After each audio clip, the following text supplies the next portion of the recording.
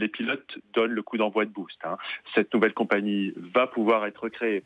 C'est une très bonne chose si elle permet à Air France de reconquérir les parts de marché qu'elle a perdues vis-à-vis de ses concurrents, mais aussi vis-à-vis de sa filiale KLM. Donc non, c'est pas du tout un revers, puisque cet accord, c'est le fruit du travail de notre bureau, de notre bureau syndical. On a imaginé, construit, rédigé cet accord. Mais vous auriez peut-être aimé poursuivre, vous, les négociations, non ?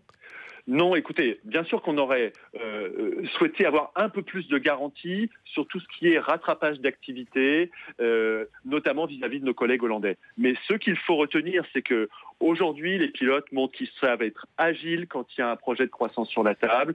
Ils savent s'engager, ils savent faire des efforts quand il s'agit de l'avenir de leur entreprise. Vous savez, dans ce projet d'accord, il y a 40 millions d'euros d'efforts de productivité des pilotes, 12 jours de repos en moins par an. C'est loin d'être négligeable.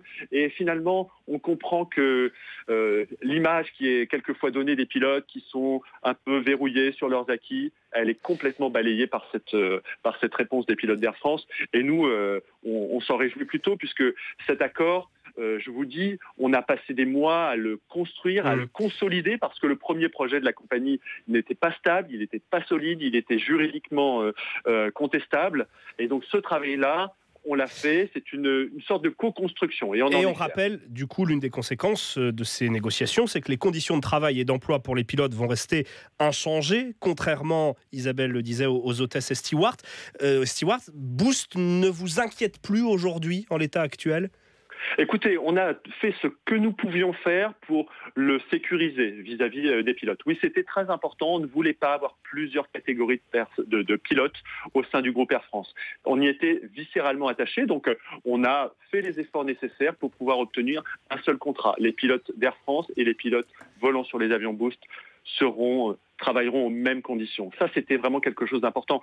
D'autres catégories ont subi ou ont fait des choix différents.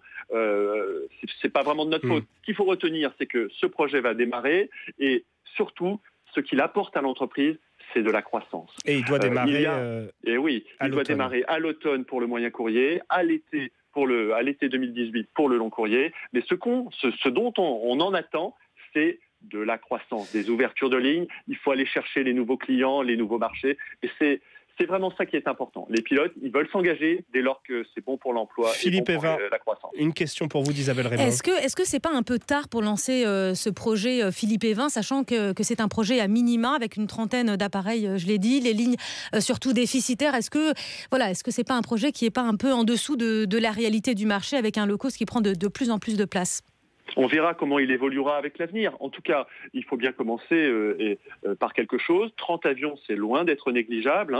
Et puis, il ne s'agit pas non plus de totalement transformer le produit Air France, qui fonctionne bien. Il faut comprendre qu'aujourd'hui, Air France gagne énormément d'argent. Je ne sais pas combien on fera de bénéfices à la fin de l'année, mais ce sera proche du milliard d'euros. Donc, on n'est pas dans une entreprise en difficulté. Il s'agit simplement de prévenir les éventuelles difficultés que nous pourrions avoir si nous nous endormions sur nos lauriers, en quelque sorte. Donc, on va de l'avant. C'est petit, mais on espère que la direction en fera un succès. Parce que, bien entendu, là où on est quand même inquiet, c'est que les précédents projets de l'entreprise, jusqu'à présent, ne s'étaient pas terminés correctement. On le saura très